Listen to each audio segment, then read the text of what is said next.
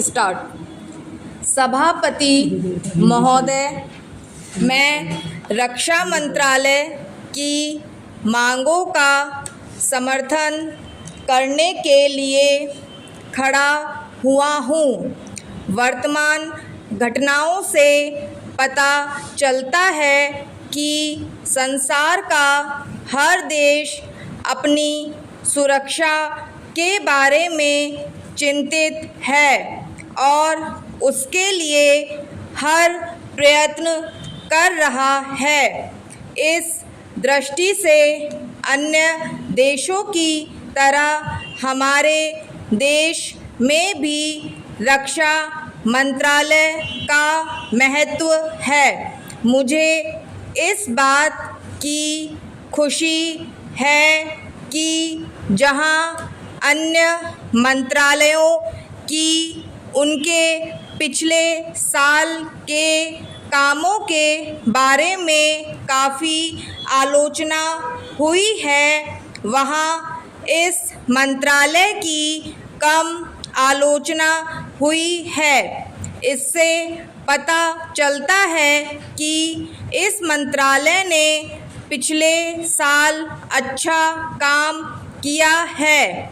मोटे तौर पर किसी भी देश की सुरक्षा नीति का लक्ष्य यह होता है कि दूसरे देशों, खास तौर से पड़ोसी देशों के साथ मित्रता के संबंध स्थापित हों और हम एक दूसरे के मामलों में हस्तक्षेप न करें। लेकिन उसके साथ यह भी ज़रूरी होता है कि हम अपने देश की सीमाओं और अखंडता की रक्षा करें।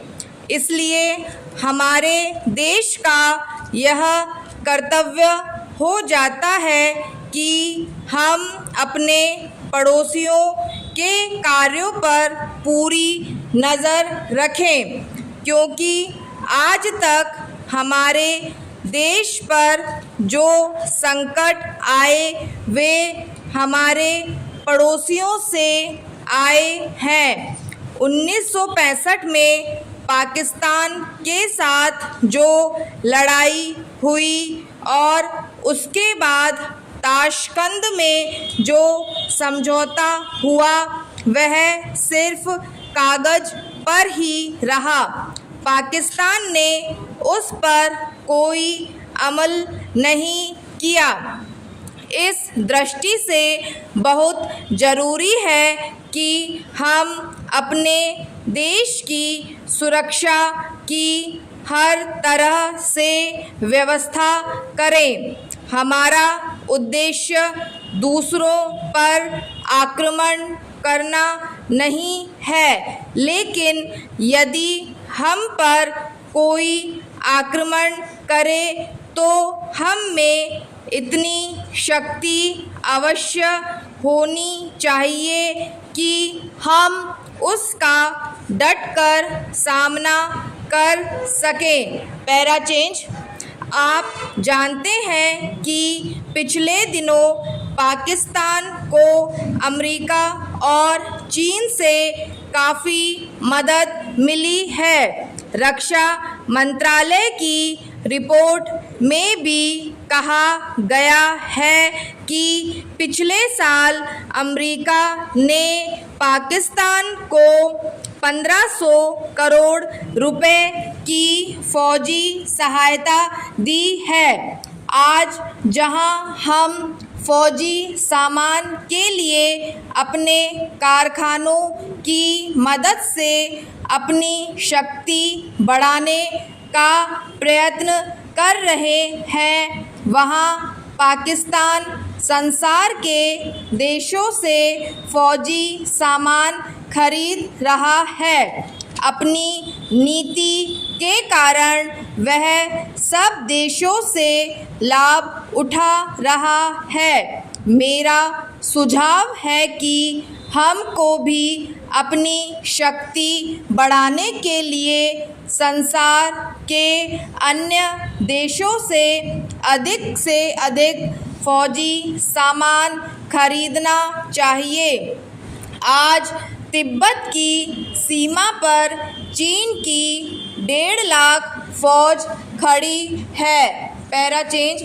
सभापति महोदय, प्रतिदिन छोटी मोटी झड़पें होती रहती है। हमारी फौजें बड़े उत्साह से उनके मुकाबले में खड़ी हैं। उनके हौसले बहुत ऊंचे हैं, लेकिन हमारी सरकार का भी यह कर्तव्य है कि उनके हौसले को कभी गिरने ना दें। उन्हें हर तरह की सुविधा प्रदान की जाए जिससे उनका आत्मविश्वास बढ़े। मैं मंत्री महोदय से अनुरोध करूंगा कि सरकार अपनी नीतियों के प्रचार का काम ठीक प्रकार से अपनी फौजों से करे। उनको अच्छे हथियार दें। अनुसूचित जातियों और आदिवासी जातियों के आयुक्त ने जो अपना प्रतिवेदन प्रस्तुत किया है, उस प्रतिवेदन को देखने से यह प्रतीत होता है कि इसको तैयार करने में उन्होंने बहुत परिश्रम से कार्य किया है। इसके लिए मैं उनको और उनके सहयोगियों को धन्यवाद देता हूँ, परंतु साथ ही साथ इस प्रतिवेदन के संबंध में कुछ आवश्यक निवेदन भी करना चाहता हूँ। पहली बात तो यह है कि इस प्रतिवेदन को देखने से ऐसा प्रतीत होता है कि इन कार्यों के लिए जिस धन का उपयोग होता है वह 3 साधनों से उपलब्ध होता है। केंद्र सरकार द्वारा, राज्य सरकारों द्वारा और कुछ गैर सरकारी संस्थाओं द्वारा। प्रतिवेदन के अनुसार जितना धन इन कार्यों पर व्यय करने के लिए दिया जाता है, उतना धन पूरी तरह से व्यय नहीं हो पाता। मैं यह नहीं कह सकता कि आवश्यकता से अधिक धन दिया जाता है या कार्यकर्ताओं को वह धन प्राप्त ही नहीं होता, जिसके कारण से वह बिना खर्च हुए बच जाता है। मैं तो यह चाहता हूँ कि जितना धन दिया जाता है उसका पूरा उपयोग हो और आयुक्त को यह ना कहना पड़े कि इस कार्य के लिए जितने धन की आवश्यकता थी उतना धन नहीं मिल पाया और विवश होकर हमको उस कार्य को बीच में ही रोकना पड़ा। Para change. जहाँ तक राज्य सरकारों का संबंध है, बहुत सी राज्य सरकारें अभी तक इस कार्य में असावधानी से काम ले रही हैं और इस कार्य को उपेक्षा की दृष्टि से देखती हैं। आयुक्त ने इस बात की शिकायत की है कि बहुत सी राज्य सरकारों ने अनेक पत्र भेजने के बाद भी अभी तक अपनी रिपोर्ट नहीं भेजी है। मैं चाहता हूँ कि सरकार इस तरफ निष्ठापूर्वक ध्यान दे, राज्य सरकारों पर दबाव डाला जाए कि वे इस दायित्व के प्रति सचेत हों और आयुक्त को